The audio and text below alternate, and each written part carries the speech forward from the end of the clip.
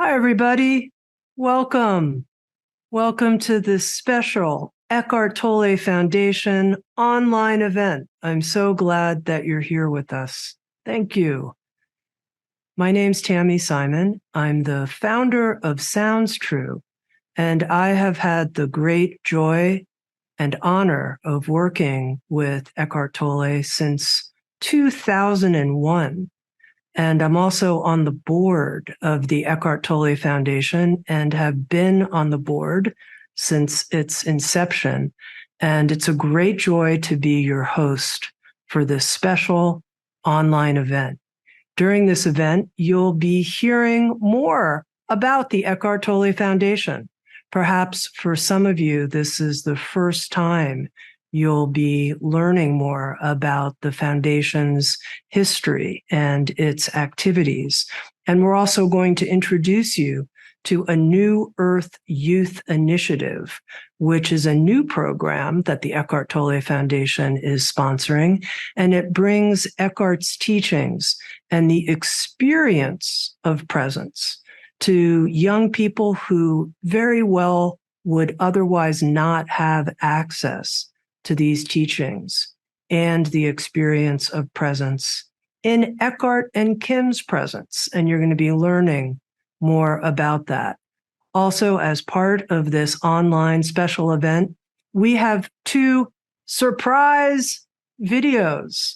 I'm not going to say much more about it, except that these videos are from some celebrated visionary humans who are expressing their support of bringing Eckhart's teachings to young people. Most of all, I want to thank each and every one of you for being with us. There's a kind of ripple effect that comes from us connecting together in this way with a shared intent to bring presence to more and more people without financial barriers to access. So it is so wonderful to be with you and to have this experience together. Oh, and of course, as part of our time together, you're going to hear from Kim and Eckhart. Did I forget to say that? Yes, indeed. That's going to happen too. And now I'd love to introduce you to someone who is the president of Eckhart Teachings and the co-founder and board chair of the Eckhart Tolle Foundation. This is someone who's very special to me personally. I've known this person for more than 2 decades now and watched her grow into her role with such beauty and dignity and the power of a generous heart. Erin Jacobson. Erin? Thank you, Tammy. And thank you all for joining us tonight. I just wanted to spend a few moments and tell you a little bit about how we started and some of the inspiration for the foundation. I've been working for Eckhart Teachings since it began in 1999. And our mission has always been the same, and that's to share Eckhart's teachings with as many people as possible. Of course, back in the early days, we did not have a big team. We basically did everything by hand. It was the early days of the internet. And I can still remember like it was yesterday, folding paper flyers in the living room and packaging audio and video cassette tapes, being in charge of duplicating the audio and video cassette tapes. I was the one taking all of the phone, fax, and snail mail orders, packaging them up, and walking several blocks to the post office every day. In fact, our very first covers were actually black and white photocopies that we made at Kinko's. As you can imagine, over the years, we have received a lot of feedback from people who have been impacted by the power of now and a new earth. And some of the most impactful feedback that we've received have been letters from people in prison writing to Eckhart and expressing their gratitude, as well as telling their stories. And we have been so impacted by these letters, and Eckhart keeps every single one. And even though we were impacted, it still made us think about all the communities with very little access and we were wondering, like, how can we help them? And giving back has always been a part of Eckhart teachings, and we've been doing so by giving those that can't afford to pay event scholarships, access to online courses. We have a lot of teachings available for free on YouTube and other streaming platforms. And even though that we've been giving individuals help, we still wanted a way to be able to focus and give back to underserved communities. So in 2016, we launched the Eckhart Tolle Foundation, and we chose to support incarcerated people, hospice patients, and the underserved youth.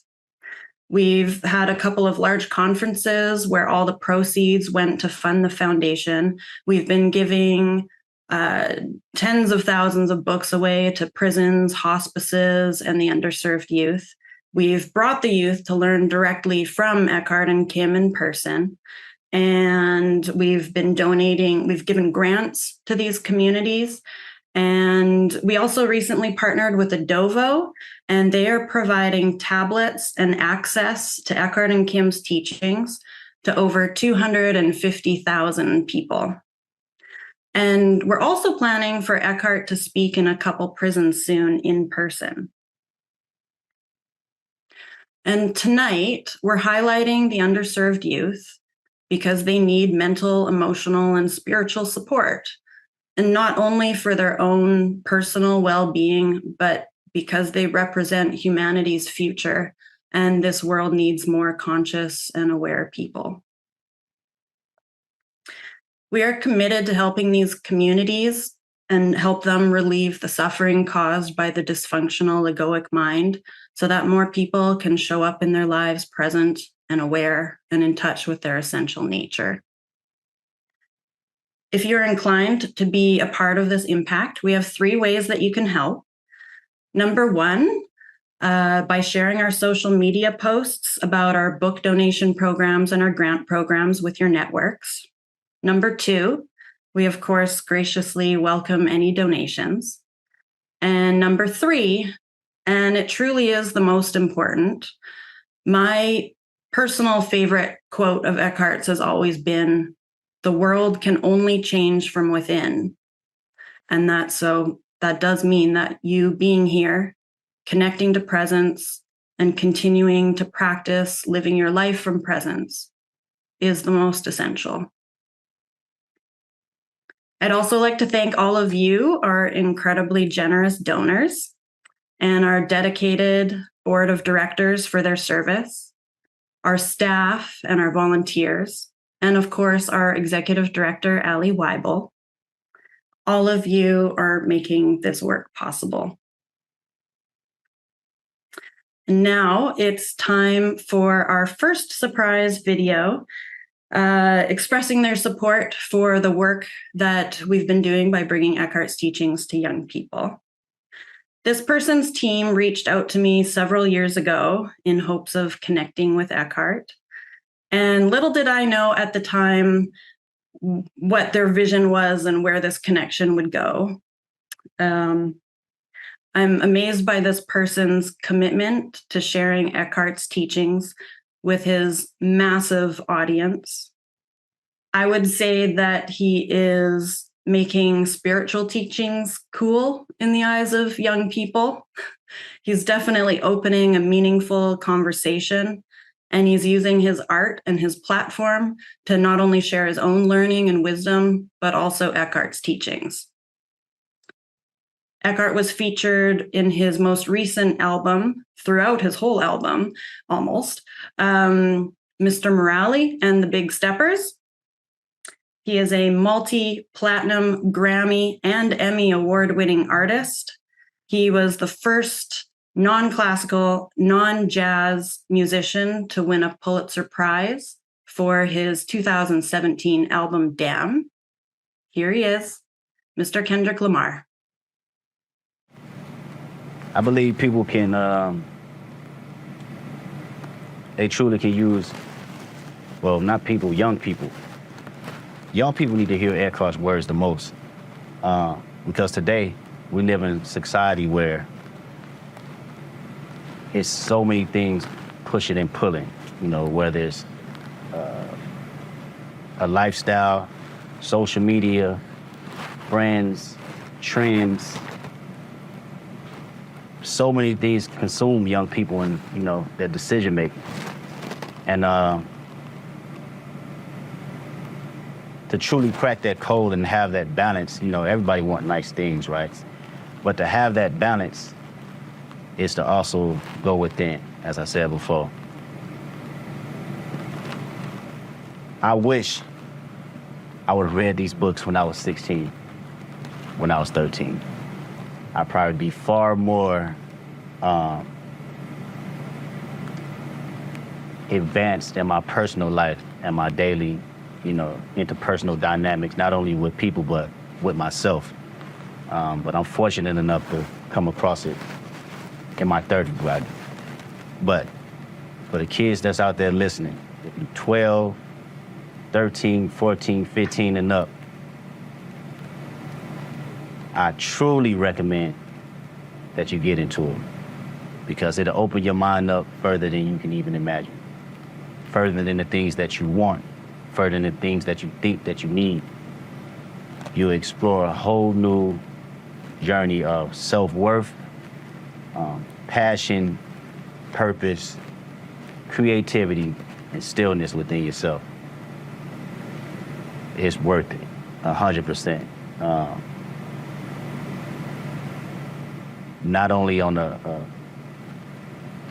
professional level, because I know everyone has dreams and goals and aspirations, but on a personal level, it plays the same rules. And when you intertwine the works between the two, things that happen tenfold for you. Kendrick Lamar saying young people need to hear Eckhart's words the most. What a terrific surprise video. Let's learn more about the New Earth Youth Initiative. And to share with us more about the details, we have a fellow board member of mine on the Eckhart Tolle Foundation board. One of the best parts of participating on the board is the type of allyship and friendship and creative partnership that I can have with somebody like Elizabeth Lesser, co-founder of Omega Institute, author of several best-selling books, including Broken Open, How Difficult Times Can Help Us Grow, and Cassandra Speaks, When Women Are Storytellers, The Human Story Changes. Elizabeth, over to you. Okay, thank you. Hey, everybody. What a pleasure to be with you. It's a cold, chilly night here in New York, and I imagine you're all coming in from all over the world and the country. It's just great to feel everybody on the Zoom and YouTube and wherever you're joining us. So I'm here to introduce our next guest, but first I want to tell you briefly about the Foundation's Youth Initiative. We're calling it the New Earth Youth Initiative. And it's really meaningful to me to be working on something about young people and kids, because I've been in education my whole life. I started out as a kindergarten and elementary school teacher, and then I worked my way up to working with grown-ups in education when I co-founded Omega Institute 47 years ago. And it dawned on me as I worked with kids years ago that grown-ups also need to keep learning, that it's actually imperative for adults to learn how to grow and change and expand our consciousness as we age. And not just getting facts, but the important things like, how do I quiet my mind and open my heart and relate to the mysterious parts of myself, my soul, my consciousness? And throughout my 50 almost years at Omega, I've had the privilege of being in the presence of educators of the mind and the heart and the soul, people like Eckhart Tolle, although there's really no one like Eckhart Tolle. And I got to really experience him in his full Eckhartness back in 2008 when I helped Oprah produce a webinar focusing on A New Earth, the book, the 10 chapters. I don't know, many of you may be tuned into that. Millions and millions of people around the world tuned into that webinar. I remember the first night we did it, it was one of the first things like it in the world, and the entire Chicago internet went down because so many people were trying to get on.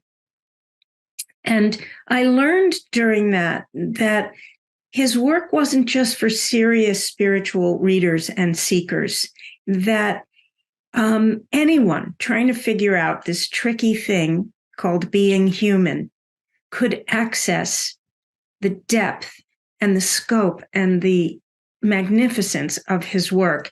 And that made me think, well, then kids could also. And young people don't just need to learn how to read and write and do math. They need education of their hearts and their minds and souls. The way Kendrick Lamar was saying, if only he had had that learning way back in his early teens, what a difference it would make.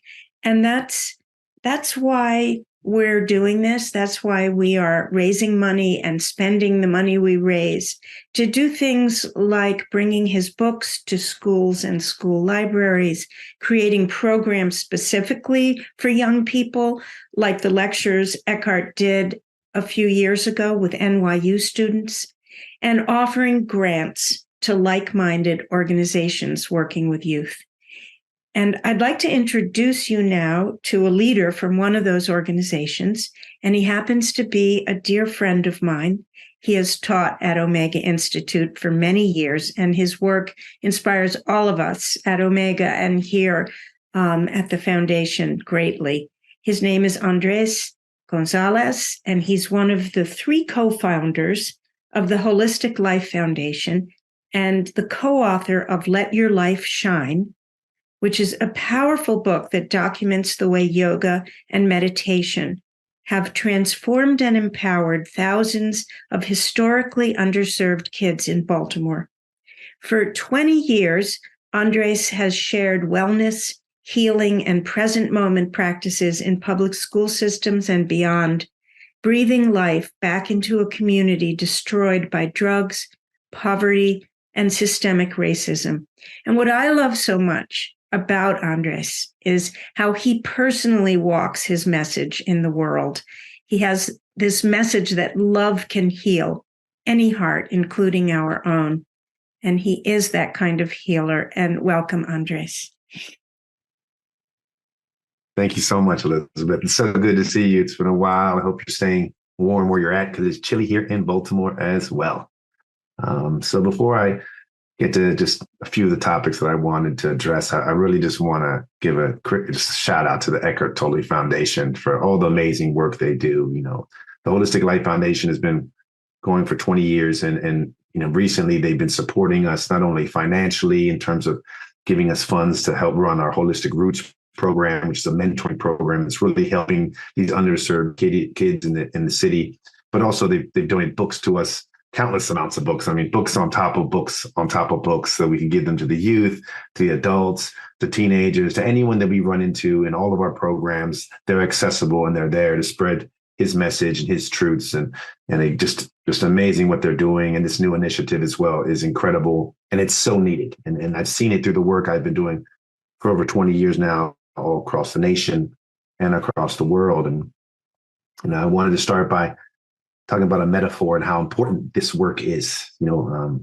our teacher, Uncle Will, used to use this extended metaphor to describe how important breath work or meditation is for people in general, but I think in particular for our youth and the transformation that it can have on them when they start using these skills and techniques to learn how to self-regulate. The way he would do it, he'd say, you know, our body's like a boat and the world is the ocean. And more oftentimes than not, our waters are calm, right? We can set our sails and go whatever direction we want to go. But if you think about it sometimes, and actually now I think about it most of the time, right? Our waters aren't calm. right? That we're bombarded by external and internal stimuli. Externally, we have what's going on in the world. You have your family, you have your friends, your parents, your loved ones, significant others, you have co-workers, bosses, you have society, social media, politics, right? So that's smacking us around externally. That's moving our boat around. We're trying to set our sails. It's getting tougher. And then internally, the bombardment we have, our fears, our doubt, stress, worry, anxiety, trauma that we faced, whether it's, our personal trauma, secondary trauma, intergenerational trauma. So really those waters, this world is chaotic, right? And we're bombarded by this all the time. And it's pushing us around all over the place. So it's hard for us to set our sails. And our teacher used to remind us how the breath or meditation, that is our anchor that allows us to still ourselves, which in turn will still our waters, which will allow us to set our sails and go in whatever direction we want to go and achieve whatever it is that we want to achieve. And I've seen firsthand the amazing transformation this has with kids. So we're based out of Baltimore, and we're in Northwest Baltimore. So like where The Wire came out, like the hood of all hoods, right? And there's a young lady in elementary school we got with her. She was from the same projects that Freddie Gray was from. And for some reason, people would bully this girl, right? She didn't have, the cool clothes or the backpack. She was kind of, had a little less material wise than anyone else did. So they picked on her. They made fun of her. They said stuff to her. And we were always confused why they chose her, because her brother had showed her how to throw her hands a little, right? So he knew how to box and he showed her. So I was always confused, like, why do you keep picking on this girl? She's going to beat you up. She's stronger than you. She knows what to do with her hands, right? So, we teach her some of these techniques, some of these practices of breath work and meditation. And this is early on in us providing these techniques and practices to youth. And so myself and the other two co-founders, Ali and Atma, we're at this school and we're with the principal, and we go and we're walking through the halls and we turn the corner. And when we turn the corner, this young lady has this other lady. She's grabbed her by the shirt and she had her thrown up against the lockers. And she's looking at her, and you can tell she is about to cock back and hit this little girl. And she looks at us and she sees us walking down the halls. And she looks at the girl and she looks at the guests again. And she looks at the girl and goes, "You lucky I meditate." And she lets go of the young lady, sits down and starts breathing. And it was one of the most powerful things. Like the principal was looking at me like, what did I just see? Right. And we were like, oh my God, what did we just see? Because we seen how she was with the other kids too. So it's just so powerful and amazing to see the impact that it can have on these youth. And not only does it help them with dealing with their stress, dealing with their anxiety, dealing with that bombardment I was talking to y'all about, but honestly, some of these kids in these neighborhoods, these techniques and practices that we're talking about, that this New Earth Youth Initiative is focusing on, will help these kids so much that in some cases, it may end up saving their lives. Because now they're no longer reacting to what the world is throwing at them, but they're learning to still themselves, and they're able to respond. And Elizabeth mentioned I'm a big love guy, which I am, as you can see by the close. And I just think love is the most powerful force in the universe. And I think that these techniques in particular, one of the things I think when youth learn to go inward, like Kendrick was talking about, 13, 16, learn how to still those waters, learn how to be able to go inside and just be. Remember, we're human beings. When they learn that, they gain this sense of love, self-love. They learn to love themselves. And then now when they're looking out at others, they're more empathetic. They're more compassionate. They start seeing themselves in everyone and everything. Now they're not alone. Now they're not so disconnected to anything. Now they see the interconnection between themselves and everyone. They're not just their corner anymore. They're not just their block. They're not just the east side or west side of Baltimore. They're not just Baltimore or Maryland or the United States. They're not just this country, this continent. They start seeing that universal self, that omniscient, omnipotent, omnipresent self that they truly are. And that's when you see that transformation occur. And it's so beautiful, and it's so powerful, and it's so needed in the world that we're in right now. And it's amazing. So kudos to this foundation and the initiative they're making. I have two other things that these two quotes that Eckhart has in his books that I just wanted to talk about because they really ring true to some of the stuff and the synchronicities and the synergies that we're doing with the Holistic Life Foundation that are with his work. So one of them is from The Power of Now. And our teacher used to always talk about how the only time that exists is right now, right? And Eckhart says, as soon as you enter the present moment, all unhappiness and struggle dissolve. And life begins to flow with joy and ease. When you act out of the present moment awareness, whatever you do becomes imbued with a sense of quality, care, and love. And our teacher used to always say, he said, the past causes anger. Someone said something to you, they did something to you, you might regret something you did. The future causes anxiety. What's going to happen? What am I going to do with myself? What's going on?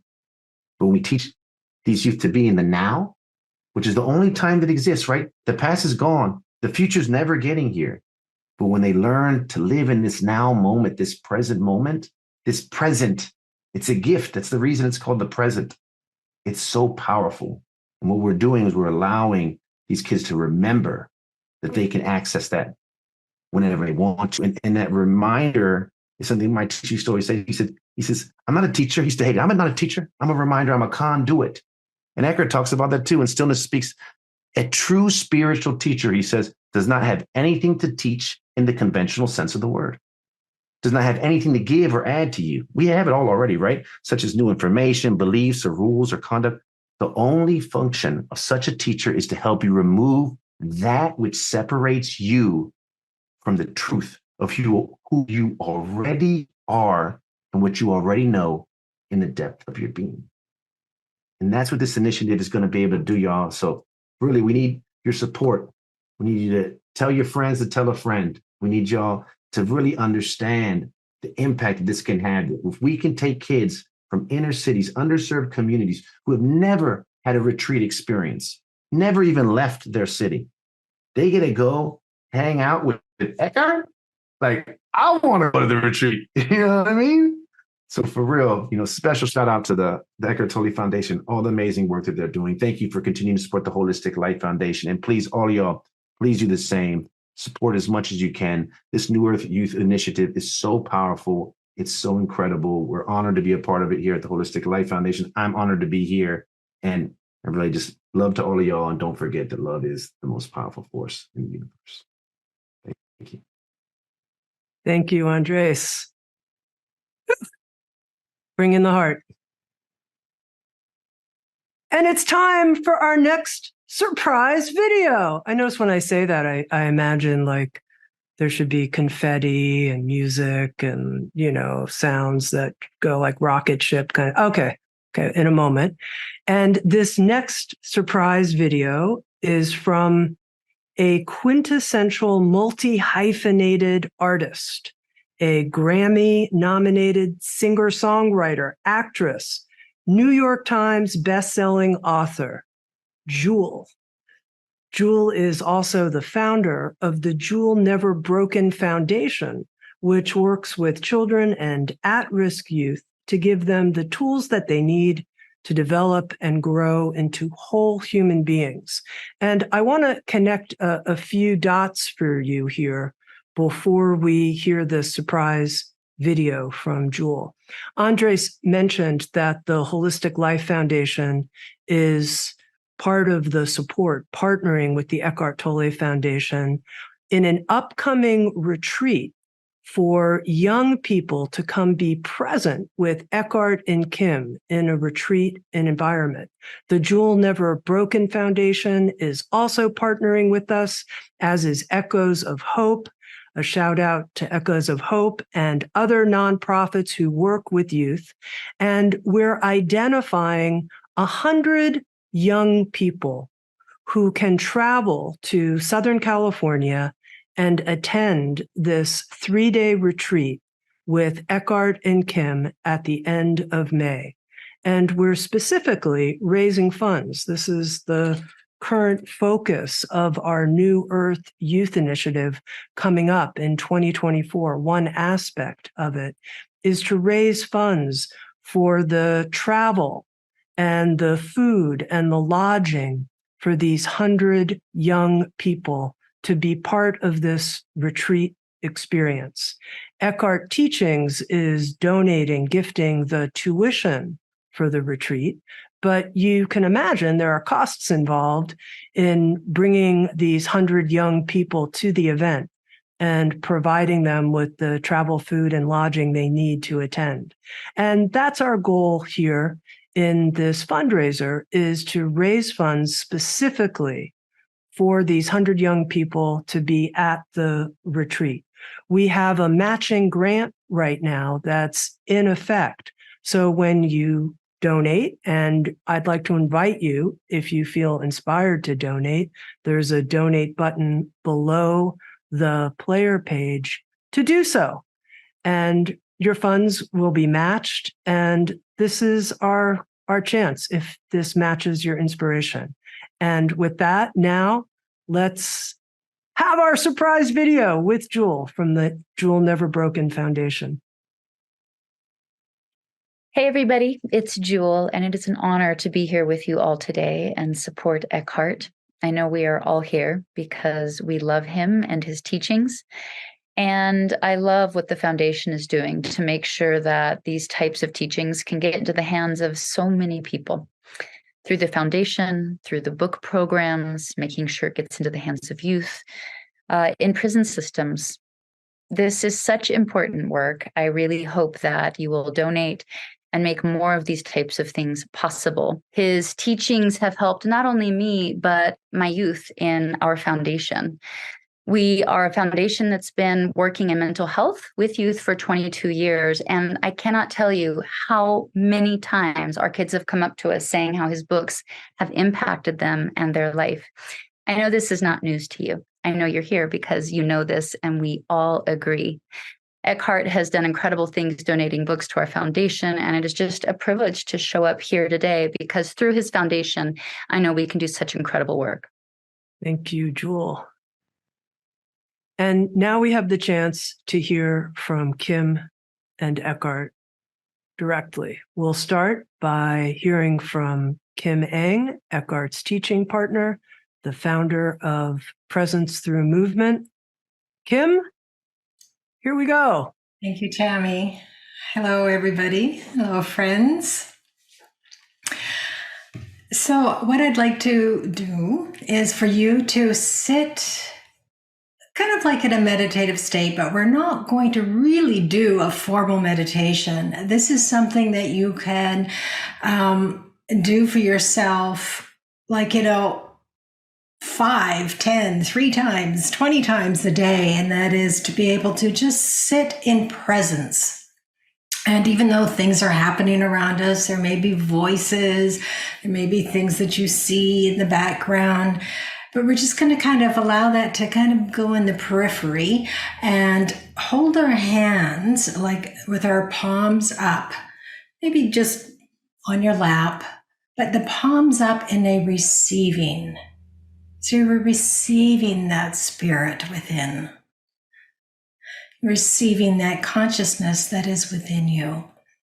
So not only that you are receiving it, so you are that hole in the flute in which a life then can breathe through you, create through you.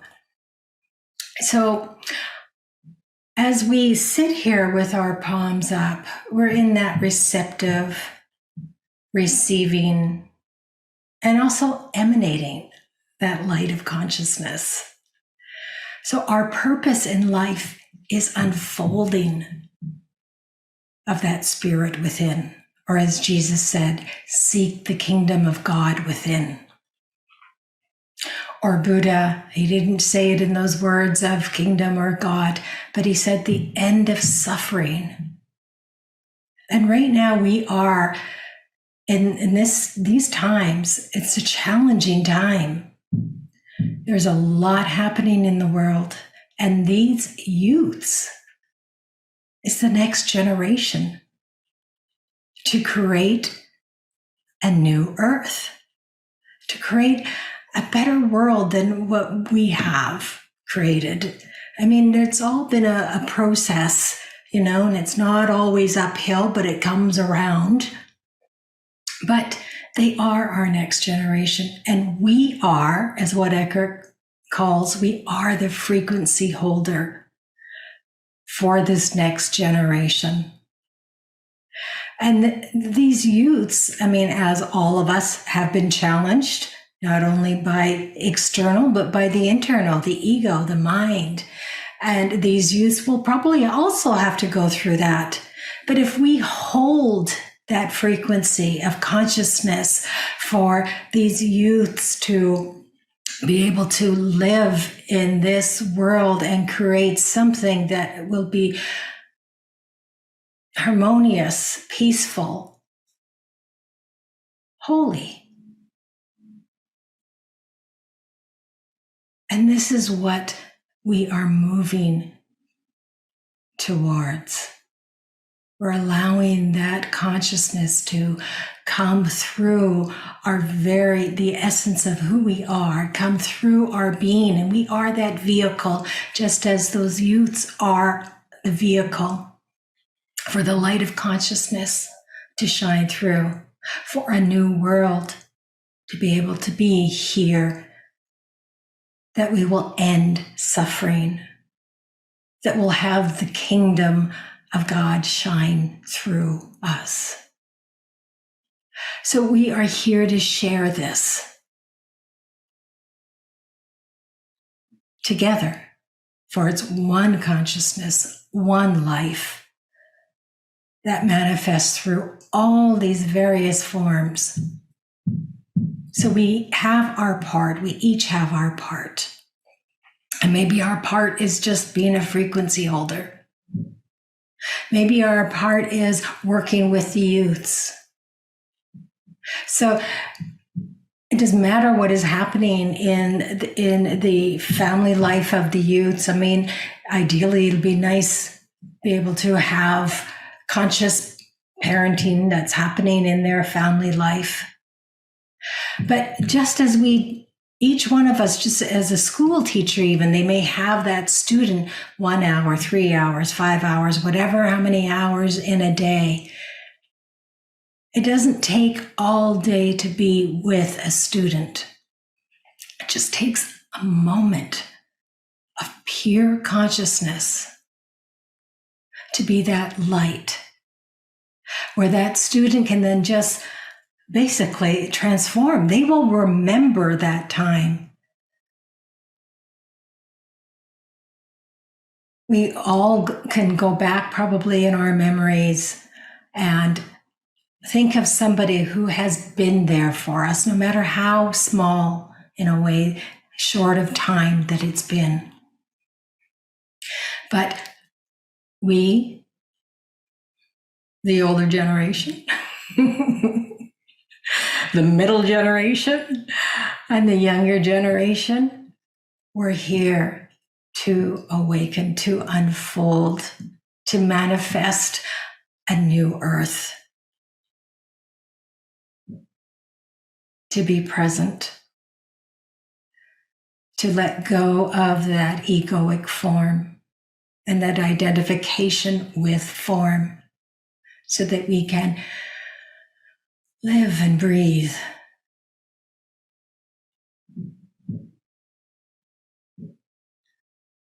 Be conscious.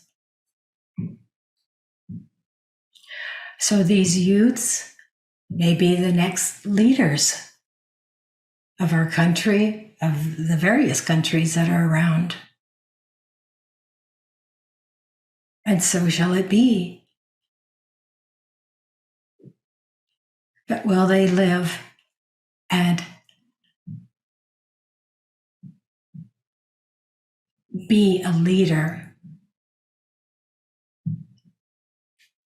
be the vessel in which consciousness can use their speech, use their mind, use their bodies in the sense of the creating and living, bringing together a global peace.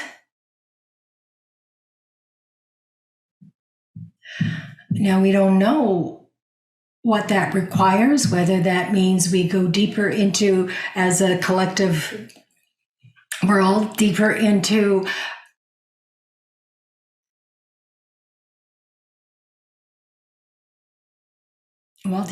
suffering, deeper into the fall of, or the end of maybe of a civilization. We don't know that. We don't know what's going to happen, but we do know. And I know that life comes around.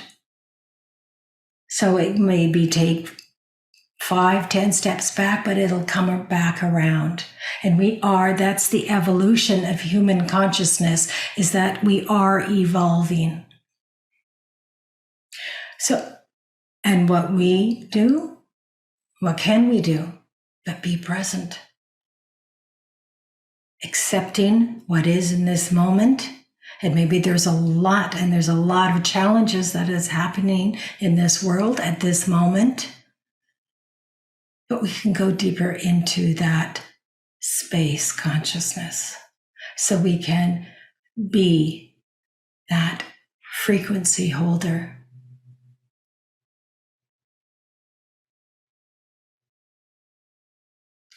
And from that space of being that frequency holder, we begin to learn and accept the spiritual laws of just accepting, allowing this moment to be as it is. Even though that there may be some challenging times, and there will be challenging times for youths. I think anybody who is going to go into a leadership role is challenged, and they will be challenged. But we keep coming back to being present, to connect with that consciousness. And since that consciousness is the one consciousness, we as the individual human beings are holding that frequency. So it's all just one consciousness manifesting in all these various forms, whether it's good, bad. For in the world of form, there are opposites. So there's going to be good, there's going to be bad, there's going to be happy, there's going to be sad. There's going to be good times and bad times. But within those times can then consciousness come through, and a shift begins to happen. Something will happen. And we know, if you go within, you know that the shift that is happening in, if we can say, the world of form, that it is transforming this world as we know it. And this is what is needed, is just for all of us together to be that frequency holder. So, speaking of the world, I forgot to check my time to see when I started. So I don't know whether I've gone over, I'm under, but it feels complete if we could just sit in against silence and just allow consciousness to feel that consciousness within you, with your palms facing up.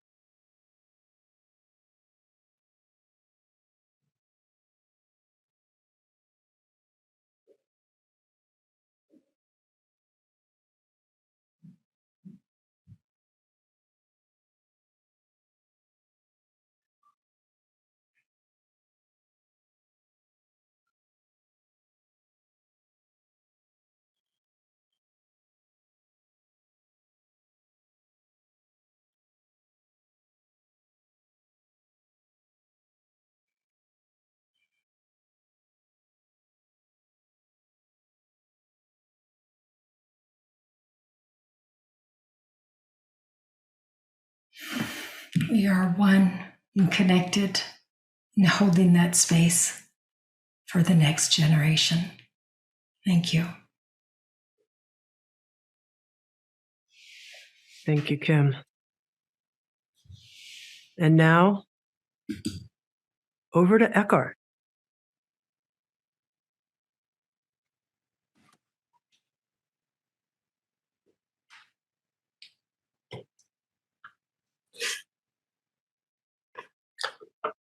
Hello, everybody. Good to be with you.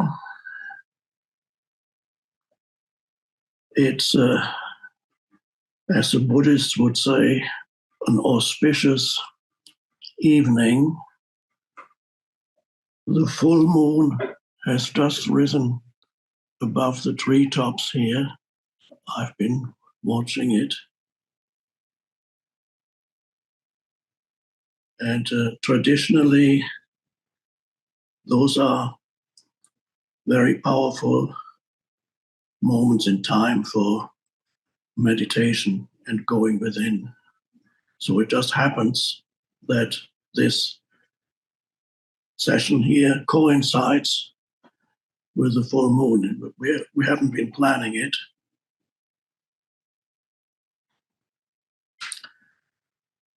And the moon is incredibly still. It rises. It looks enormously big when it first rises, then it seems to get a little smaller, but there's such stillness around it.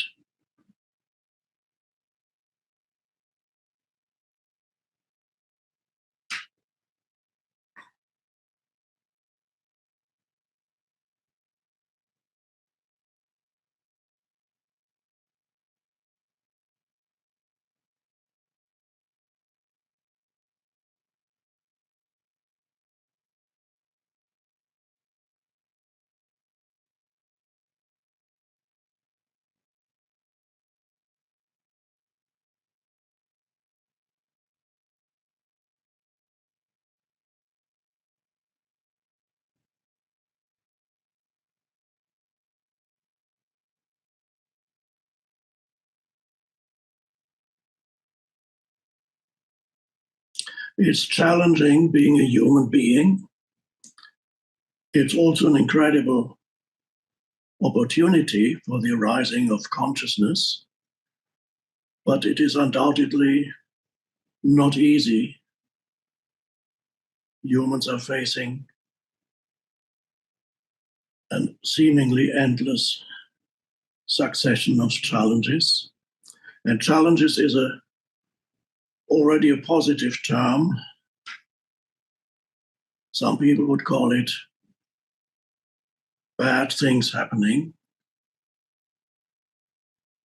When you become a little bit more conscious, you recognize that seemingly negative things that are happening, limitations arising in your life, obstacles arising, difficult situations, circumstances, people. And then at some point you realize that those difficult situations, in whatever form they manifest, are actually an essential part of being human and an essential part as far as the flowering of consciousness is concerned, the next shift in consciousness that we're moving into. So for young people, life is particularly challenging. The most difficult time in my life was childhood and adolescence, and many other people find that also.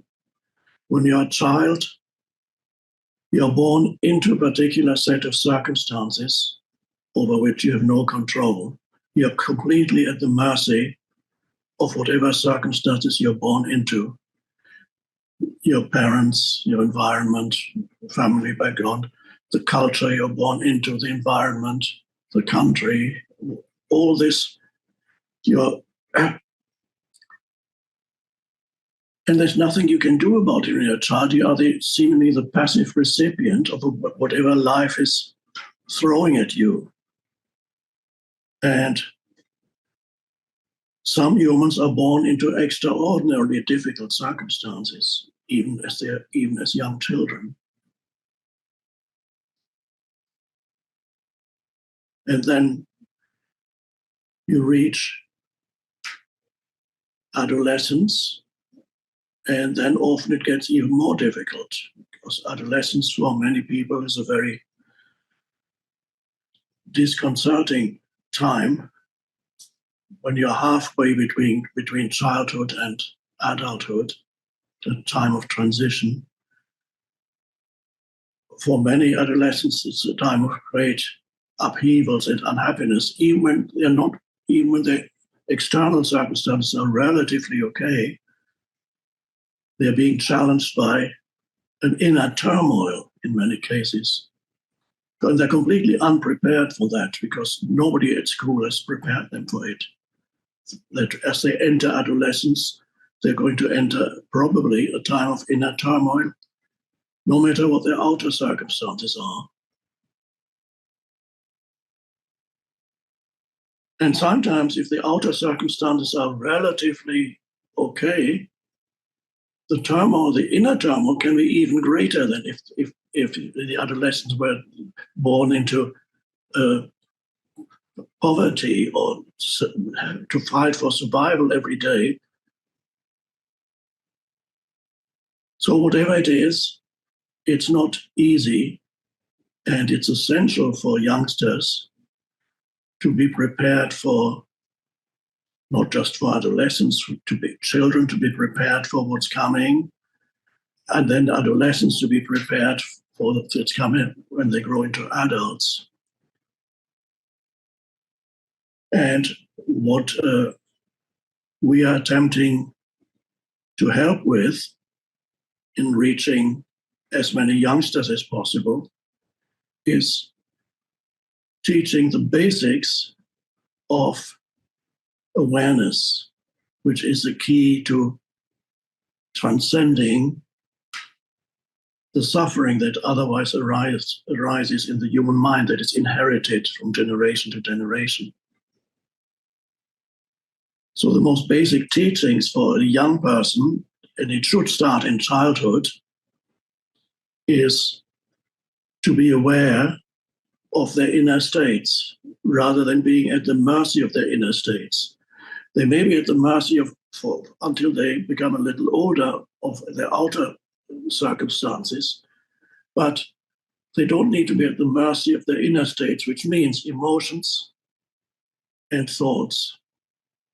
If they could become aware, if it could be shown to a child, it's not complicated, that emotions arise and that it is possible to be aware of these emotions instead of being totally absorbed in them, being totally taken over by them, that it is possible to stand back, so to speak, and witness the emotions. There it is. That's extremely important in adolescence, when sometimes very negative and violent emotions arise. Is the emotion taking you over completely, or are you able to allow the emotion to be there, but not being totally absorbed in it, not being totally identified in it, so that it doesn't make you do sometimes things that are irreversible in many cases. So basic teaching is awareness of inner states that could start at the age of 6, and some individual teachers are kind of introducing that, making that part of the teaching. Has not yet entered the curriculum of many schools, maybe a few alternative schools. But the most important curriculum at school should not be any subject, whatever it may be,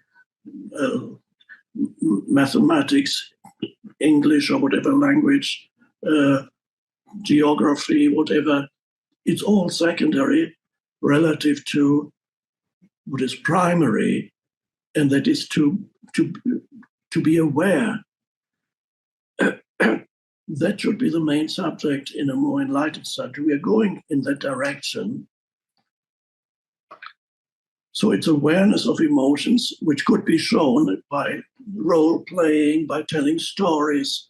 All kinds of possibilities can help children to develop the ability to be aware. And the arising of awareness is the essence of spirituality. Another word for awareness is presence. The arising of presence is the essence of all spirituality. So that, if we can make that the main teaching, everything else will then fall into place. And so it should start in childhood, and then it becomes very important in adolescence, when emotions do tend to arise, powerful emotions. Also, not just awareness of emotions, but also to be aware of thoughts that arise. What are you telling yourself? These are simple things that can be taught even to a child. It's not complicated. By telling stories, by as I said, by telling stories, by acting it out, role playing, a child can learn to become aware also of how they speak to themselves in their mind, the inner voice. What is the voice saying? So that they don't become the voice. Because if you are the voice, you've been taken over by the conditioned mind, the mind which is conditioned by your environment, by whatever circumstances you were born into, whatever your parents have done, what people have done to you, etc. The conditioned mind, yes, it's there. You can't get rid of it easily, but you don't need to be totally absorbed by it, not totally identified with it. So what is your mind saying? What it's doing? Simple things could be taught to children, and then gradually that ability grows, the ability to stay aware when difficult things happen, as they will in every person's life. Every person is not only facing external difficulties, but also problems arising from the workings of the human mind. And the human mind also has incredible possibilities for manifesting and creating, but there's also built into the human mind a deep-seated dysfunction that everybody inherits. In some humans, it expresses it in a more acute form than in others. But in every human, this deep-seated dysfunction, which we could call the ego, the egoic mind, operates in one way or another in every person's life. So we have that. It's been recognized in all spiritual tradition that yes, humans are wonderful beings, the wonderful possibilities. They also have created amazing things, but also there is a huge downside to being human, and that is the inherited, let's call it by a more direct term, the inherited craziness of the human condition, of the human mind. So we all inherit a little bit of insanity, and sometimes a lot. If that were not the case, the world would not be the way it is now, when you see the enormous amount of suffering, most of it created by humans. Some suffering created by natural disaster, yes, but more suffering created by humans. But what does that mean? It's created by the consciousness, the collective consciousness in humans that creates this world. And that's what you hear about when you listen or watch the news tonight. What you're going to hear is manifestations of the collective consciousness of the human mind. And it's not pleasant. So this needs to be shown to young people, so that you would have a wonderful start. You'd have already the power given to you of how to face the difficult life circumstances that are going to come sooner or later, sooner probably. So you then give children, give youngsters this gift of showing them the possibility of being aware, of being present, instead of losing themselves in their emotions and in their thoughts completely. So that's really the essence, what we need to teach young people.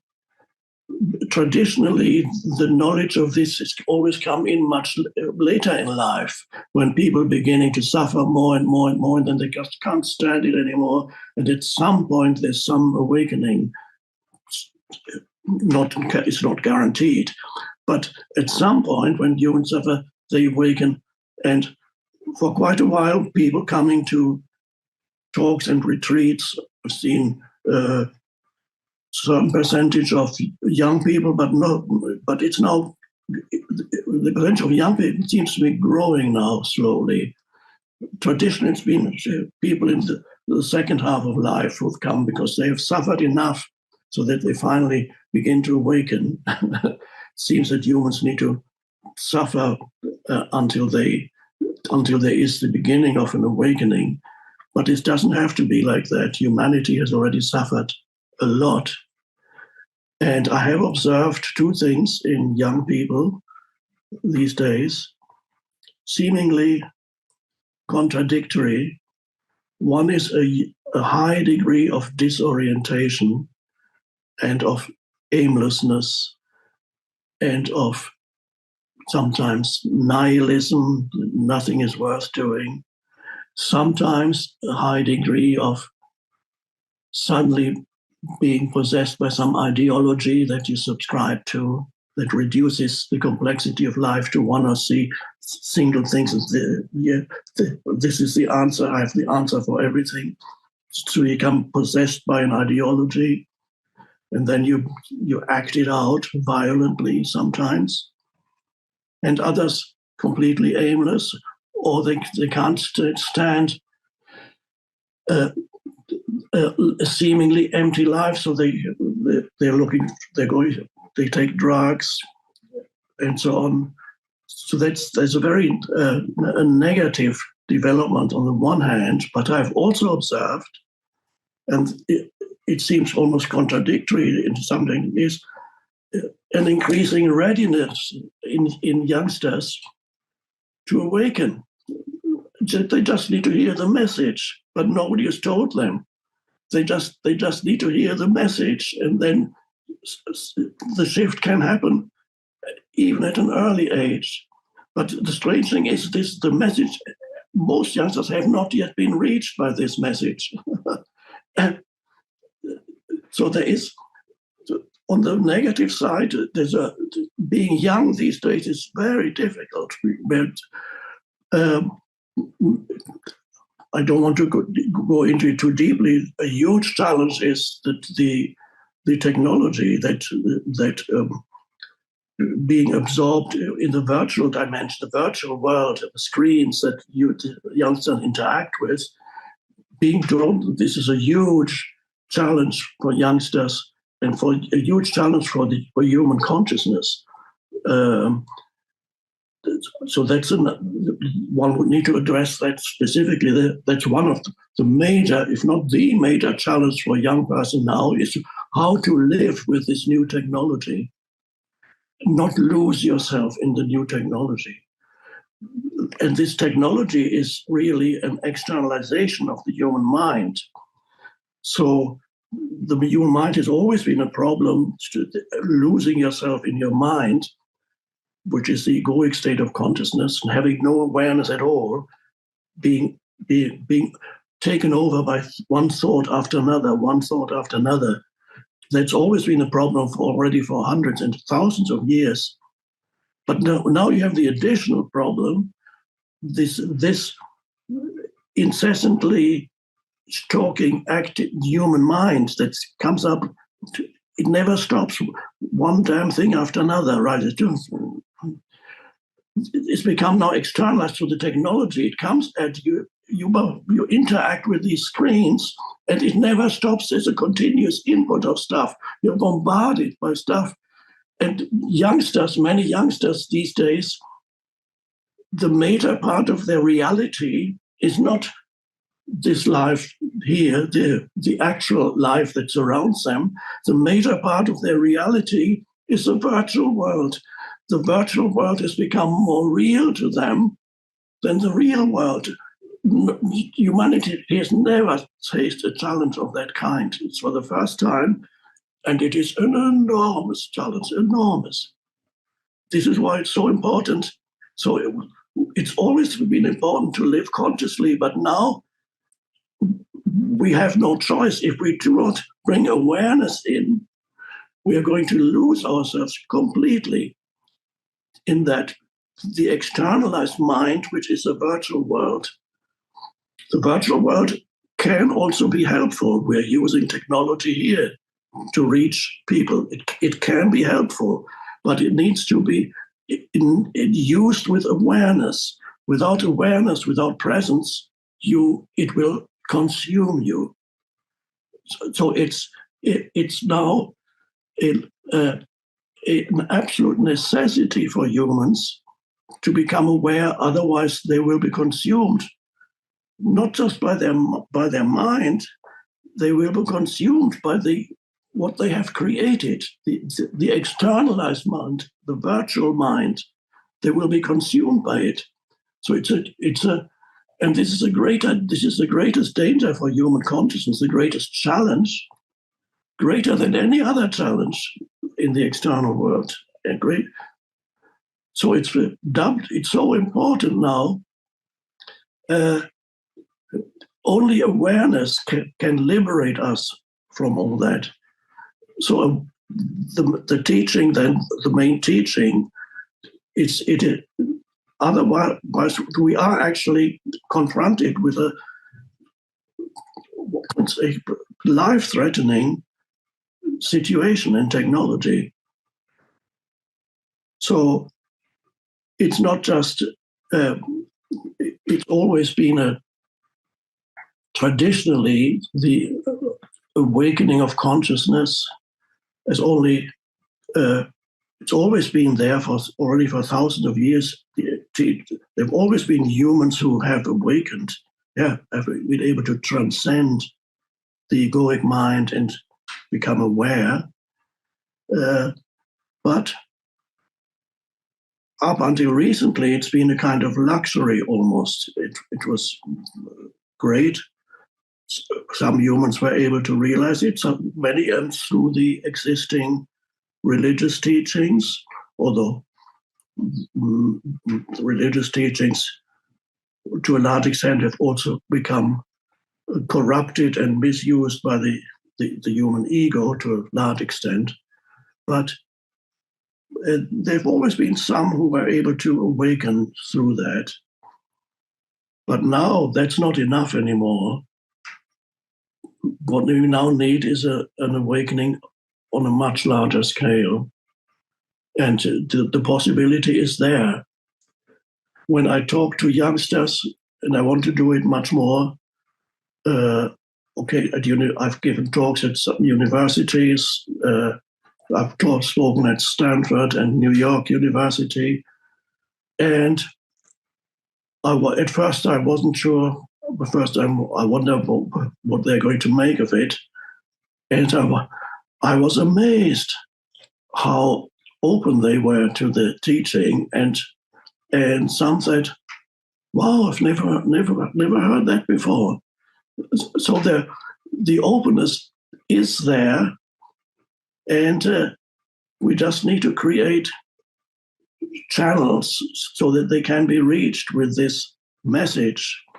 And the message, basically, if I wanted to express it define it in one single sentence, the message is that there's more to you than meets the eye. There is a possibility of accessing a deeper or higher state of consciousness. There's a dimension of consciousness in you just waiting to be discovered. You don't have to achieve it, because that means you need a lot of time to get there. It's not something, the awakening is not something you need to achieve. It's something you discover. To show that to youngsters, and not just conceptually, but experientially, to show them the possibility, for example, of being aware of the way in which they talk to themselves in their head. Just what are you saying to yourself? There's already an awareness. Or the possibility of discovering between two thoughts, there's a space. We call it stillness. Oh. And again, everything in this world goes against that.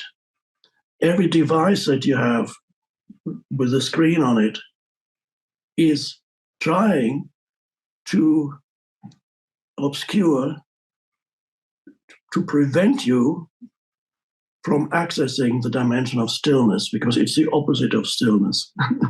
It's stuff getting at you, content, stuff. Another text message, another Facebook post, another this, coming, interacting. Never a moment of, And so the possibility to discover still, I mean, there are quite a few apps that you can get that teach you meditation, and that's good. So it can be used for a helpful purpose. It can be. Most of it is in the service of unconsciousness, this technology, but it can, but a small percentage of it is actually helpful. There are some apps that teach you how to breathe consciously, how to be aware of your breath. One of the simplest, most fundamental ways of accessing this inner dimension of stillness that transcends thought. Be aware of your breathing. So you have this little app. I tried a few on my iPhone and said, oh, that's quite good. So it goes, you can choose the duration. It goes, breathe in, inhale, and it goes tick, tick, tick, tick. Hold. Exhale. Tick, tick, tick, tick, tick. Oh. Inhale. Hold. Exhale. Hold. Well, and what happens when you follow that? The mind becomes still. So it can be used in a constructive and helpful way. It can be. 90% of it isn't yet. But so we need to use it skillfully with awareness. Without awareness, it will destroy you. With awareness, it can be a wonderful thing, this technology. And then you may have heard about the latest developments of AI, artificial intelligence. It does the most amazing things. You can ask it to write an essay on some subject, and it'll write it within 5 seconds. It would take you 5 hours to write that. It might not be as good. It can do amazing things. And so quite soon, perhaps, the AI will be better at thinking than the human mind. So that's another reason for going beyond thinking, so to discover a dimension in you that is actually higher and more powerful than the dimension of thinking. It's time now, because otherwise it'll defeat you. It becomes better at thinking than you are. So you have to rise above thinking. The way we are able to use their mind and use the technology but are not consumed by it. You are above it. And that is presence, that is awareness. So this is a wonderful thing, but this is an incredible time we live in when things are extremely challenging. One could say, who knows where it's going? It could go very, very wrong. It could. Or it could be the very seemingly negative thing that we have created can be the opening into that higher dimension of consciousness that is waiting to be discovered in every human. And that's vital. It's waiting to be discovered. It's dormant in you. And so that's, children need to grow up with that, give a child this gift. Then the child will grow into an adult and will be able to use that, and then it will grow, it will become more powerful. Every challenge that then this human faces will make that human more conscious instead of drawing them back into unconsciousness.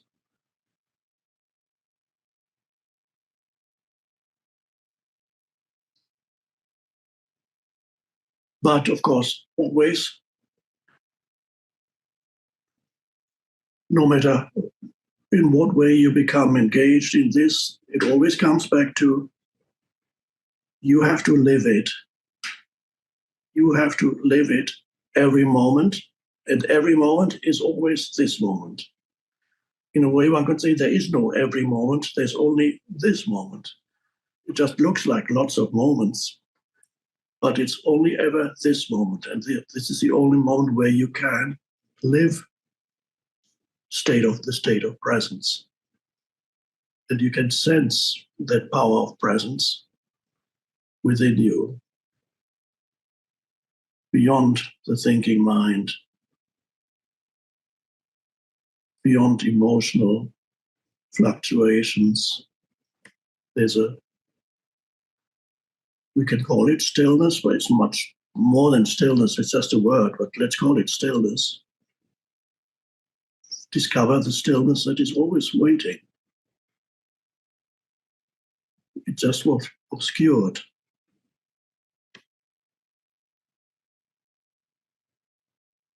So that is the most vital message for humanity.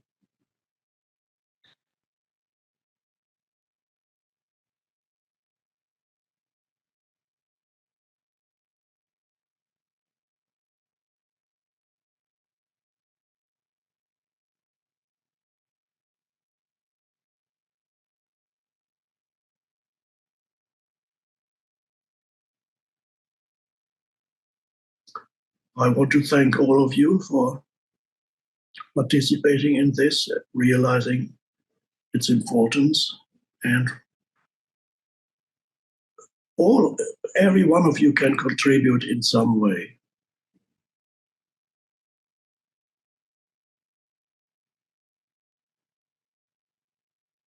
And perhaps the most important contribution, I think Aaron already pointed it out earlier, the most important contribution, of course, is your state of consciousness. The world can only change from within. What the world humans create is a manifestation or an externalization of the collective consciousness. If the collective consciousness is dysfunctional, the outer world will reflect it.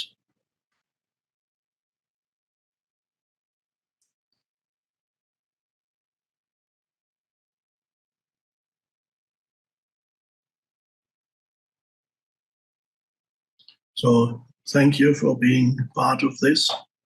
It's nothing could be more important. This is the purpose of your life, is to participate and embody the arising of what we could call the transcendent consciousness, the spiritual dimension, the shift.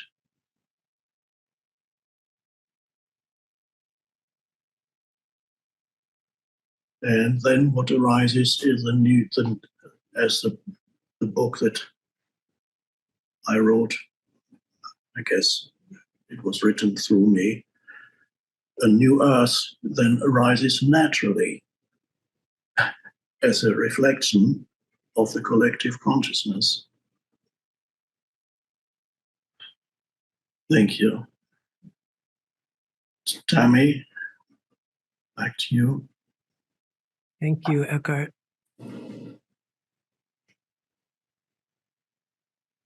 Here, as we come to a close, I just want to underscore I've had the pleasure and privilege of watching Eckhart teach some groups of young people. And I've seen their openness, and I've seen, as Eckhart described, in many young people, they just need to hear the message, and how it was lights going on so quickly, and I could see it in their eyes. And I have to say, some of the happiest experiences I've had at Eckhart Tolle Kim Eng retreats has been watching those lights go on behind the eyes of young people. And so I want to thank all of you for being with us here as we more formally launch, moving into 2024, the New Earth Youth Initiative, as has been said a couple of different times, in terms of your contribution to the Eckhart Tolle Foundation, living with presence, the alpha and omega of it all. Additionally, if you feel inspired, we would love for you to help spread the word about the Eckhart Tolle Foundation. Many people are just learning about it. You can do this by resharing our social media posts and our newsletters. We'd also love your ideas about how Eckhart's teachings can reach different populations in creative ways. One way, through book donations. If you have ideas for where we can donate Eckhart's books, you can access a request form at eckharttollefoundation.org. So again, if you have ideas and you'd like to share them with us about where we can donate Eckhart's books, there's a request form on eckharttollefoundation.org. We'd also love your ideas for connecting us with like-minded nonprofits like the Holistic Life Foundation and the Jewel Never Broken Foundation, or other ideas you might have about how we can bring the teachings of presence to diverse demographics and people who would otherwise not have access. You can write to us, and you might want to write this down, outreach@eckharttollefoundation.org. Perhaps creative ideas have been emerged in you from being part of this special online event. Write to us at outreach@eckharttollefoundation.org. If you would feel inspired to donate to the Eckhart Tolle Foundation, I also warmly invite you to do so. You can scroll below the player, and there's a donate button there. And again, to repeat, your donations will be matched in the coming days and will support programs like our New Earth Youth Initiative and the 2024 prison teaching tour that's coming up that you'll hear more about as well. Also, finally, if it matches your inspiration, you can include the Eckhart Tolle Foundation in your estate planning and in your will. Okay, to conclude now, Eckhart, would you be willing to lead us in some moments of connected stillness together? Yes, Tammy, I am willing. Wonderful. So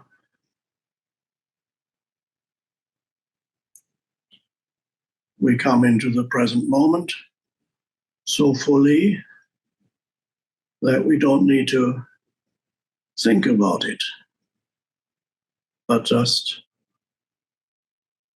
sense the present moment, the stillness, the power of stillness.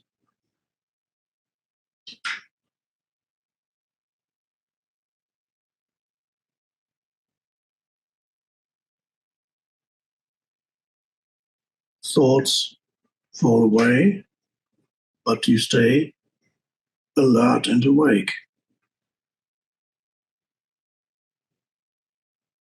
And there's the stillness.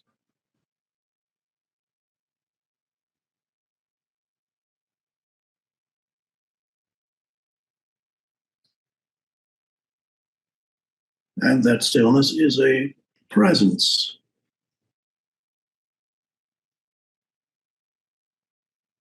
It is the presence of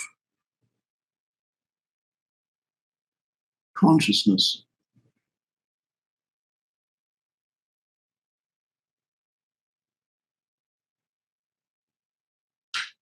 The light of consciousness.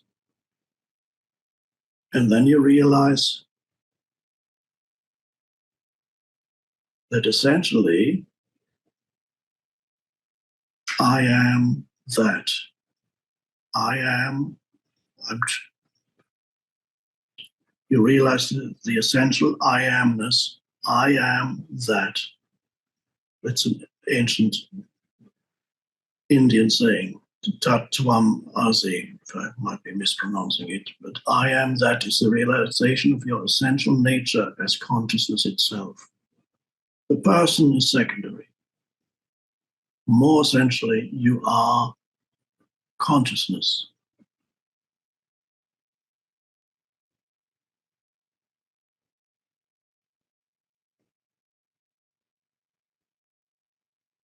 And you can sense that as an essential aliveness or alertness. It has no form.